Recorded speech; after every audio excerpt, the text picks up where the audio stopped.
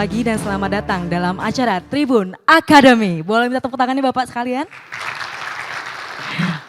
Sebelum kita mulai acara pada hari ini, mari bersama kita menyanyikan lagu Kebangsaan Indonesia Raya. Hadirin dipersilakan untuk berdiri.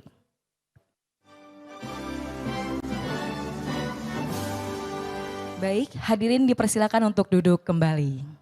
Kita akan mendengarkan sambutan dari Bapak Domuara Ambarita selaku News Vice Director Tribun Network.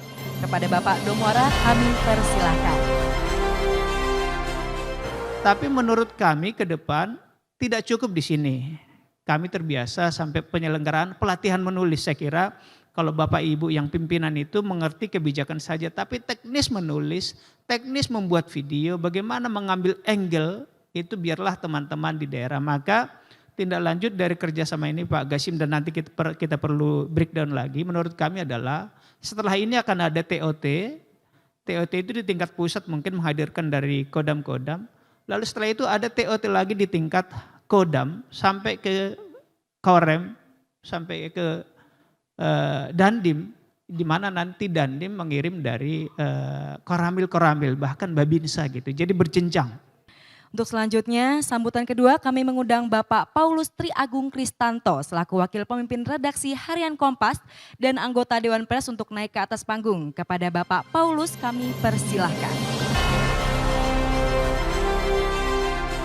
Para pendiri Kompas Gramedia khususnya Pak Yakob Utama dan Pak Oyong selalu menekankan dua kata yang paling penting dalam kita bermedia dan bergaul dalam masyarakat. Tadi Mas Domo menyebutkan enlightening people atau mencerdaskan masyarakat, tetapi ada dua kata yang diingatkan terus-menerus. Yang pertama adalah kemanusiaan, yang kedua adalah keindonesiaan. Saya kira itu tidak ada bedanya dengan teman-teman di TNI Angkatan Darat untuk tetap mengutamakan keindonesiaan, menjaga negara persatuan Republik Indonesia. Negara kesatuan Republik Indonesia ini di dalamnya ada manusia, karena itu juga menjaga kemanusiaan dan itu hubungannya juga dengan dunia luar. Selanjutnya kita akan mendengarkan sambutan dari Kolonel Infantri Mukhlis Gasim SH MSI Kasubdis Listra Dispenat. Untuk itu kami mengundang Bapak dengan hormat untuk naik ke atas panggung. Kepada Bapak kami persilahkan. Kepala penerangan atau para komandan satuan adalah source of information yang harus kredibel dan dapat menjadi referensi resmi baik bagi media massa maupun halayak umum atau publik, sehingga menjadi sebuah keharusan untuk para kepala penerangan atau para komandan satuan melatih kemampuannya dalam berbicara di depan umum atau yang dikenal dengan public speaking.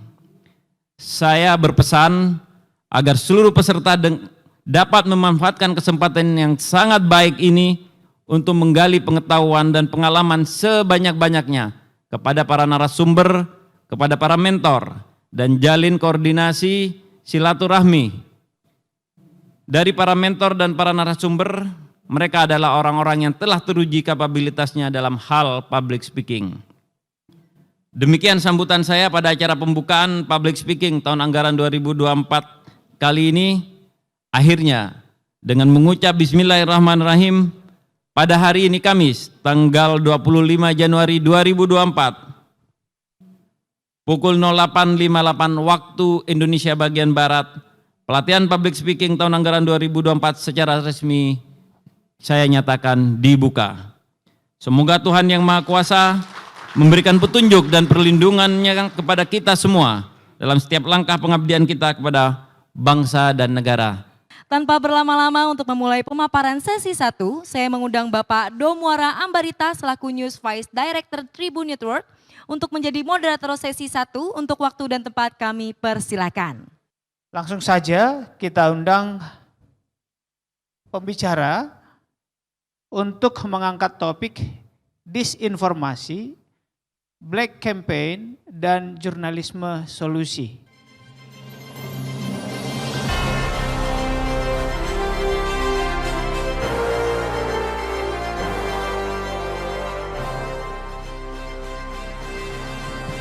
Disinformasi, misinformasi, dan juga kemudian hoax itu bertebaran sejak manusia ada bahkan tadi. Dan itu terjadi karena sikap dasar manusia yang sebenarnya juga ingin selalu kalau bisa dalam tanda petik berkuasa atas orang lain. Black campaign itu berbeda dari negative campaign dan juga kritik.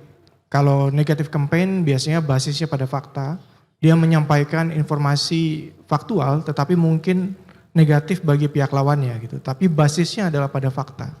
Itu yang membedakannya dengan black campaign. Kalau black campaign yang disasar adalah bagaimana membuat persepsi publik terhadap orang tertentu lawannya itu menjadi negatif tetapi tidak berbasis pada fakta. Jadi bisa pada tuduhan, pada fitnah gitu. Jadi yang membedakan antara negative campaign dan black campaign itu adalah pada fakta. Dan karena terkait dengan fakta, black campaign itu ya dia bersaudara kandung dengan disinformasi. Disinformasi ada beberapa istilah yang digunakan baik fact checker maupun media massa dan juga peneliti. Ada yang disebut sebagai disinformasi, ada misinformasi dan ada malinformasi gitu.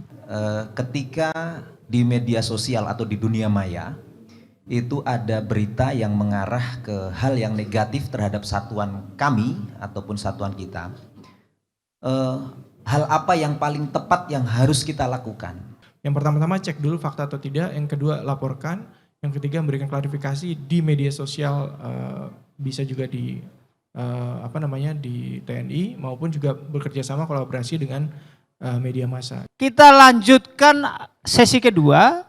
Di sesi kedua ini kita akan membahas tentang topik excellent and effective communication, how to handle crisis. Nah ini kami undang Mbak Glory agar naik ke podium.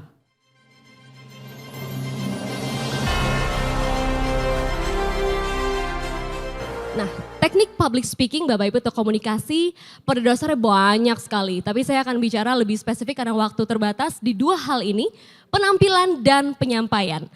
Jadi Bapak Ibu tidak bisa dipungkiri bahwa penampilan itu perlu dirawat. Karena apa? Orang yang berpenampilan baik mendapatkan peluang-peluang lebih dahulu dibandingkan yang tidak. Banyak yang bilang, Mbak Glory jangan dong judge a book just by its cover. Nyatanya Bapak Ibu, mungkin 60-70% buku di Gramedia laris, bestseller, gara-gara covernya juga awalnya ya. Yang di punya perusahaan disampaikan ke publik secara utuh. Sama dengan semua institusi seperti itu. Termasuk ini kepala-kepala penerangan yang hadir di sini. Tentunya ada fakta yang berbeda akan disampaikan. Padahal tadi di dalam Mbak sampaikan ada kita harus menyampaikan fakta untuk confidence, kemudian mencapai pengetahuan yang kita ketahui itu harus sesuai fakta itu. Namun kenyataannya tidak seperti itu. Nah bagaimana menyikapi itu biar agenda setting itu tetap tersampaikan secara utuh sehingga apa yang dinikmati oleh massa ini tetap bisa sesuai apa yang kita inginkan. Kita perlu jujur, tapi kita perlu cerdik juga dalam melihat situasi. Kalau dalam hal ini saya banyak belajar dari politisi gitu ya. Karena politisi itu kalau kita wawancara Pak, kita tanya A, dia jawabnya B kadang-kadang gitu ya. Maksudnya apa? Kadang-kadang kita sudah punya agenda setting. Saya mau menjelaskan soal program operasi katarak dari TNI misalnya gitu ya. Nah ditanyanya sama presenter atau pewawancaranya, Pak bagaimana Pak ketersediaan ini tadi, lokasi tadi, keamanan dan segala macamnya, kita nggak mau ke sana. Kita nggak mau ditelisik mengenai senjata, mengenai apa, kita maunya ke operasi katarak misalnya. Nah, apa yang dilakukan oleh politisi? Dia jawab sedikit saja pertanyaan yang tadi ditanyakan di awal. Ya tentu sebagai tentara kita harus terus mempertahankan garis depan dan juga mempersiapkan artileri yang bagus. Tapi juga kita jangan lupakan masyarakat kita. Masuk ke agenda setting dia. Masyarakat kita banyak yang juga membutuhkan bantuan. Masyarakat kita saat ini terutama mereka yang tinggal di pedalaman sangat sedikit akses terhadap kesehatan. Karena itulah TNI hadir di depan dan kita juga masuk ke pedalaman untuk melakukan CSR atau juga kegiatan sosial membantu operasi Katara. Nah, dibelokin ya Bapak-bapak ya.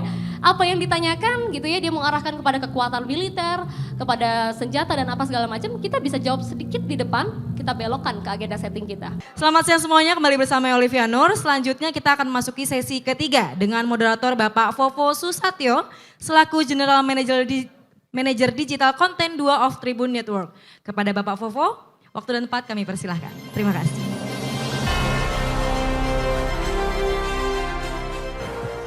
Bapak Ibu, selaku moderator sesi terakhir ini, kita akan mengulas personal branding, bercerita tentang TNI AD di era digital dalam strategi media sosial.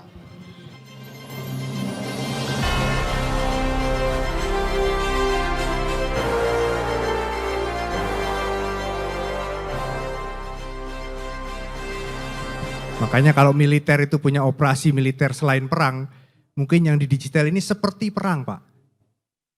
Operasi militer seperti perang.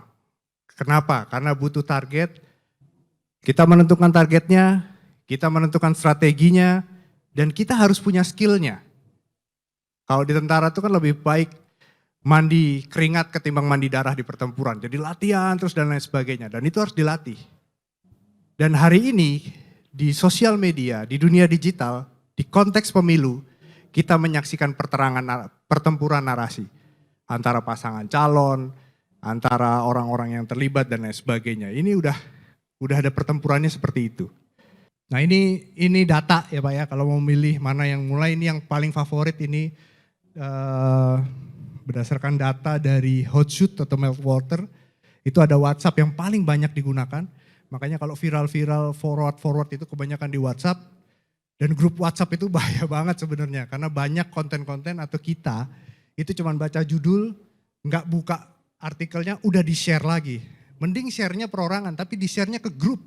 Terus kemudian Instagram, itu anak-anak muda hari ini, pertarungan pilpres ini, selain di TikTok, pertarungannya ada di Instagram. Pertarungan gambar. Jadi narasi, itu narasi gambar. Kata orang, 1000 kali kita mendengar nggak akan langsung percaya, tapi begitu sekali melihat langsung percaya. Padahal gambar itu bisa di-create juga. Jadi gimana caranya supaya ketika kita punya banyak hal yang mesti diceritakan di medsos atau justru bingung harus mulai dari mana, kita bikin konten pilar namanya, tiang-tiang cerita. Nah, ada konten pilar ini saya menyebutnya 4-5 tema utama yang menjadi pilar konten media sosial. Pertama itu ada kegiatan atau program yang dilakukan. Lalu juga ada dampak testimoni yang kedua. Yang ketiga itu adalah interaksi, jadi kita mencoba membuat interaksi sama audiens. Yang kelima itu ada behind the scene, proses di belakang layar. Saya paling senang tuh kalau nonton TikTok live gitu ya, saya ngeliat orang-orang ngejualin tuh ngebungkusin barang dagangannya. Saya jadi tahu, oh ternyata bungkusinnya tuh memang dia niat ya, banyak banget tuh tumpukannya, resinya segala macam. Saya jadi yakin bahwa toko di TikTok ini benar-benar terpercaya. Ketimbang saya nggak tahu proses packagingnya, pengirimannya gitu. Nah begitu juga dengan akun instansi negara sebenarnya. Ketika mereka melihat bahwa TNI Angkatan Darat penuh dedikasi misalnya melakukan tugasnya, persiapannya bagaimana, mereka akan lebih mengerti dan lebih dekat sama TNI Angkatan Darat. Gitu. Dan yang terakhir mungkin inspirasi atau bersifat edukasi. Bagaimana saya mengukur pesan saya itu sampai, tapi di luar komunitas. Nah sebenarnya di Instagram Analytics Pak, itu ada penanda bahwa konten kita itu mencapai followers atau non-followers. Di tiap konten itu ada. Nah kalau kita lihat lebih besar followersnya berarti itu masih sampai dalam tanda kutip ke komunitas kita lagi. Orang yang sudah follow TNI Angkatan Darat itu sudah pasti suka sama TNI Angkatan Darat, suka militer segala macam. Tapi begitu dia reach out keluar non-followers, nah itu kita bisa bilang bahwa kita berhasil menemukan audiens baru untuk memberikan pemahaman soal militer atau kedaulatan negara gitu. Dan sekarang mungkin tips sederhananya nggak solusi tunggal bahwa sekarang mungkin Instagram lebih memprioritaskan Instagram Reels. Karena lebih gampang disebarkan gitu. Ketimbang mungkin satu gambar foto atau segala macam gitu. Dan di TikTok itu ada analytics juga, per video kita bisa lihat ini video ini source-nya datang dari mana. Dari FYP atau dari followers. Nah video TikTok yang berhasil itu kalau kami menyebutnya yang datang dari FYP. Orang tidak follow tapi orang nonton gitu. Dan kalau di YouTube itu juga ada referralnya kita bisa lihat. Ini datang dari, kalau video YouTube yang jelek ya, kalau di kompas.com tuh saya lihat datangnya dari link eksternal. Berarti harus di-push ke sosmed terus. Tapi kalau YouTube-nya orang datangnya itu nontonnya dari home, feed, suggestion, berarti dia habis nonton video ini, di suggestion video kita.